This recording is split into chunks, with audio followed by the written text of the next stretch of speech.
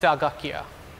और PTI chairman Imran Khan की जानिब से इस्लामाबाद की तरफ हकीकी आज़ादी मार्च से पहले ही वफाकी हुकूमत घबराहट का शिकार हो गई। शहर इक़्तिदार के तमाम दाखिली रास्तों पर कंटेनर्स जमा कर दिए। रेड जोन को भी सील करने की तैयारियां जारी हैं। इस्लामाबाद से ताज़ा तरीन सूरत हाल जानेंगे हमारे नुमाइंदे अल्लाह खान से। अल्लाह बताइएगा क्या सूरत हाल है।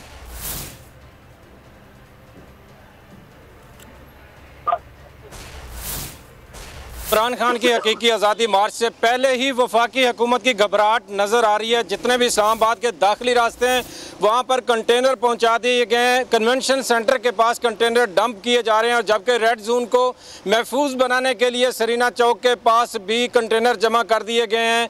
और अगर नादरा चौक की बात की जाए तो ये कंटेनर्स के पहाड़ आपको नज़र आ रहे हैं और उसकी बैक साइड के ऊपर गेट भी लगाया जा रहा है डी चौक की तरह। डी चौक को तो पहले ही सील किया जा चुका है, जबकि अब नादरा चौक में भी गेट लगाया जा रहा है और ये इस जगह के ऊपर कंटेनर भी जमा किए जा चुके हैं।